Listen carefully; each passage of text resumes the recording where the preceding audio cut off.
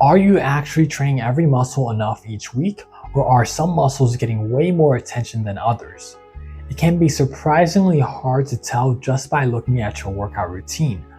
Grin&Gain is a fitness tracking app that I'm developing, and the app has multiple features that are designed to help you see exactly how you're training each muscle. You can quickly find muscles that might be undertrained, see which exercises are contributing to each muscle, and customize the muscle data for every exercise.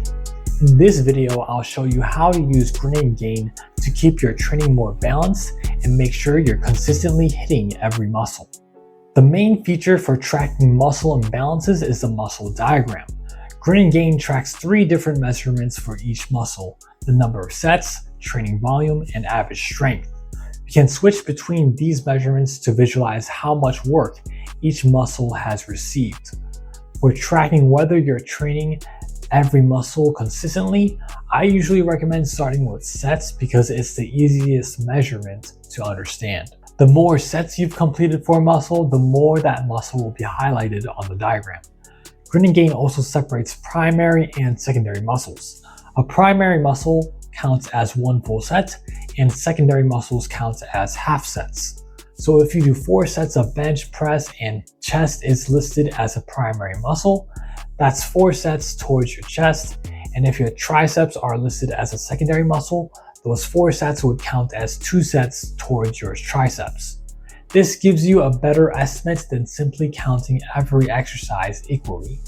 You can also tap directly on a muscle to see what's contributing to it. For example, if I press and hold the chest, I can see the exercises I've performed that trained my chest. This makes it easy to understand where your weekly volume is actually coming from.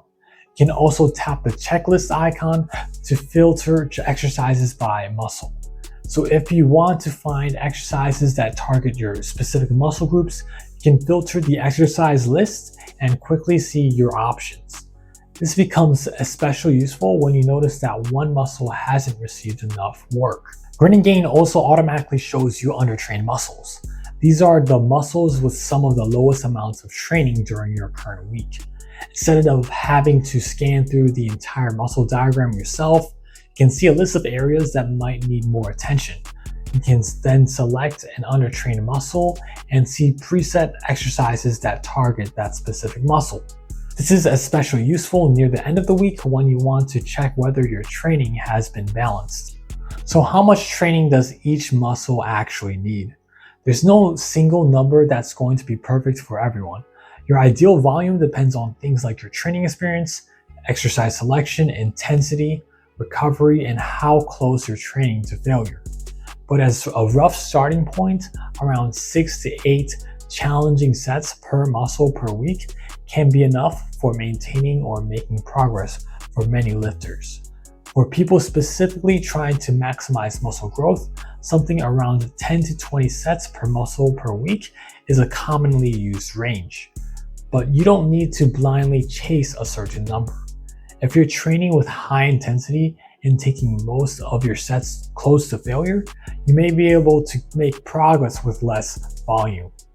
The main reason to use the muscle diagram isn't to tell you that you need to do exactly a certain number of sets. It's to make it obvious when one muscle is receiving significantly less training than everything else. In Grin&Gain, there are preset exercises that has muscle information that is already filled out. Each exercise has its primary and secondary muscles already assigned. So when you track your workout, Grin&Gain can automatically update your muscle data without you having to enter anything else. But you can also customize this information. Different people perform exercises slightly differently, and you might feel an exercise working different muscles than the preset indicates. To change this, you can open the exercise, then go to the About and select Muscles. From here, tap a muscle once to make it a primary muscle, tap it again to make it a secondary muscle, and tap it again to remove it. This lets you customize the muscle tracking based on how you actually performed the exercise. Grin&Gain lets you view the muscles worked by individual routines as well. This is useful when you're targeting specific muscles while building something like an upper body, lower body, push, pull, or leg routine.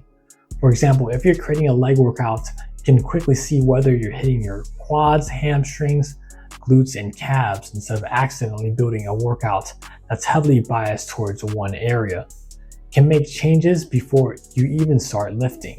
You can also look at the muscle distribution for an entire workout program. This gives you a bigger picture view of your training. Maybe an individual workout looks balanced, but when you combine all of your routines together, you notice that one muscle is barely being trained throughout the entire week.